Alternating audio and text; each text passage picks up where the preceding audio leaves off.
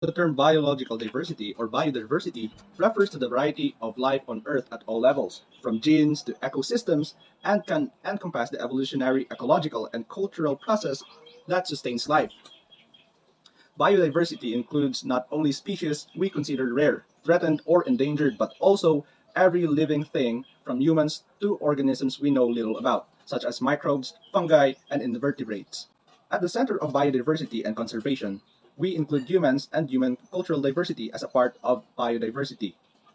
We use the term biocultural to describe the dynamic, continually evolving, and interconnected nature of people and place, and the notion that social biological dimensions are interrelated.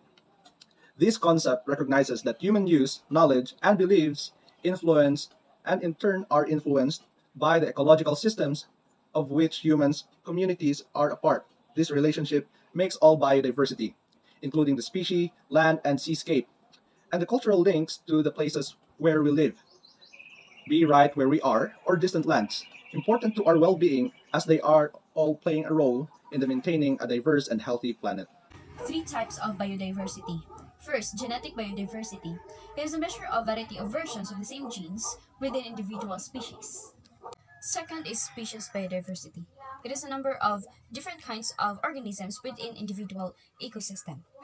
Third is ecological biodiversity. It is a number of niches, tropical levels, and ecological processes that capture, sustain food webs, and recycle materials within this system. Biodiversity indices includes species richness, which means total number of species in an area, and the second is species evenness, how evenly the species are represented in the area. Why is biodiversity is important? From the Biodiversity Management Bureau or DMB of the Department of Environment and Natural Resources or DENR 2016 listed the following reason why diversity is important. First is it provides food for the world. Second is it provides air and water. Third, it provides materials for clothing and shelter. Fourth, it helps since the forest house 80% biodiversity resources with medicinal uses. Fifth, it gives income to people. Sixth, it sources as it provides a venue for nature, treks, mountain climbing, bird watching, enjoying the beach, and inspiration for the artists doing their masterpieces. Biodiversity derived services. The BMB of the DENR 2016 enumerated the following biodiversity-derived services to the Filipino people as reflected in the Philippines Biodiversity and Action Plan 2015 to 2028, bringing resilience to the Filipino communities. First is water. Water resources provides a water supply. Um, Water is importante kayo sa ato especially sa human and plants because without water we cannot live. Second is food like kasaba, kamuti, taro, and etc. Are root crop promoted by the Philippine Root Crop Research to support the root crop industry. Food, importante yung food para sa tuwa kay di ata makakuan og para natin energy para nga maka-survive. Third is pharmaceuticals, medicinal plants to treat the most common illnesses. These medicinal plants include lagundi, pork, calf, biomass fuels. The resources in the biomass project have the potential capacity to generate around 200 megawatts. Diyan na tumakuan ang chemical energy, diyan na tumakuan sa like wood, garbage, or etc. Next is carbon sequestration and climate regulation. Trees and other plants resources are significant carbon sinks. Next is crop pollination. Insect pollination economic value in the Philippines as assessed by Food and Agriculture Organization or FEO is a US 710 million for 2019. Plus is cultural, intellectual, and spiritual inspiration. The use of the natural science for scientific research and for peace and spiritual enhancement. Nature-based tourism provides economic and social benefits through recreation, leisure, and education. Mining have several impacts in our environment and also in human lives. In fact, mining operations in Cagayan de Oro have been claimed to be the reason why the Cagayanons in the province experienced Typhoon Sendong. It also known as Washi, struck the place on December 17, 2011. Although nature has its mechanism of maintaining its balance, however, human destruction like uncontrolled mining affect the natural habitat and its biodiversity. It also pollutes the environment because of the chemical used in their mining, which lead to have negative result to our environment. In contrast, mining contributes to the Philippine economy. This sector have the most contribution to the gross domestic product. It also about 0.89% and 5.99% to total export as disclosed in 2018. Thus, we must conserve our resources, protect and save our environment from hazardous activities such as mining. Although we can gain or make money from this, but the consequences is concerning for our existence because of its various harmful effects to human lives, such as natural disasters and diseases. What threatens biodiversity? Human-caused species loss. It's one of the major current threats to biodiversity, not only in our country, but in other countries too. It is the global issue that needs urgent attention before the flora and the fauna will be wiped out. When we say flora, it is for plants, and fauna is animals. There were several factors that human-mediated causes of biodiversity loss.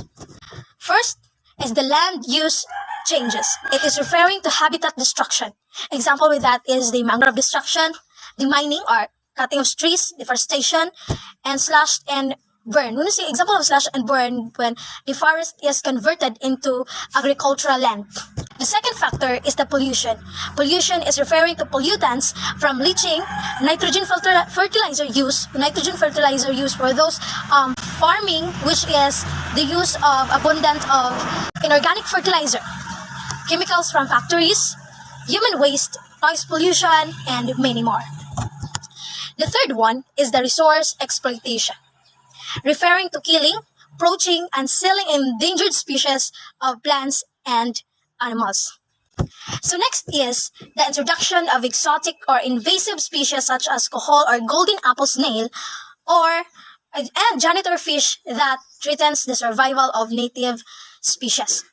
Golden apple snail, it is once introduced in the Philippines to supplement the protein source of Filipino diet. But somehow the overpopulation of cohol becomes threatens to those native species. So the threats to biodiversity was described by the acronym HIPPO. It is proposed by an American biologist, Edward Osborne Wilson. HIPPO means habitat destruction, invasive species, pollution, population growth, and overharvesting. So let's talk about the keystone species. Keystone species refers to organism or species on which other organism or species largely depend. The Philippine monkey-eating eagle in the large Philippine island of Luzon and Mindanao, this species is at the top of the food chain, or the food cycle, and it acts as a predator. Therefore, it controls the population of the prey. The removal of this species will highly affect the ecosystem. Once the keystone species are affected, it will affect all other species that largely depend on them. Next is the world's biodiversity hotspot. Biodiversity hotspots are biologically rich areas, but with species threatened by extinction. There are two criteria used as basis in identifying the biodiversity hotspot. First is an area must contain at least 1,500 endemic vascular plant species. The second one is at least 70% of each original area has been lost by destruction. Philippines ranked 10 that has largest number of endangered species according to DNR 2016. Because of its richness in species, it became one of the top priority hotspots for global conservation, and it also one of the mega diverse country. However, Philippines cannot escape from the threats of decreasing biodiversity and it can cause extinction crisis. Thus, people must partake the responsibility of protecting and conserving our biodiversity.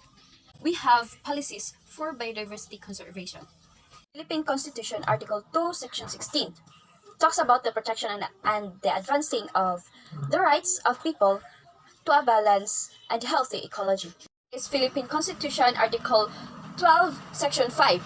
It protects the rights of indigenous cultural communities to their ancestral lands. Is NIPAS, Act of 1992 RA 7586. It provides the legal framework for the establishment and management of protected areas in the Philippines. Fourth is Wildlife Resources Conservation and Protection Act of 2001 RA 9147. Conserve and protect wildlife species and their habitats for sustainability. Fifth is Philippine Fisheries Code of 1998, an act of prevention, deter, eliminate illegal, unreported, and unregulated fishing. Sixth one is Philippine Mining Act of 1995. It says that all minerals resources in private and in public lands are. Next is institutionalizing and implementing reforms in the Philippine mining sector. It is a no-go zone map. Last policy is National Policy Agenda on Revitalizing Mining in the Philippines of 2004. It's a remediation and rehabilitation of abandoned mines shall be accorded as a top priority to address the negative impacts of past.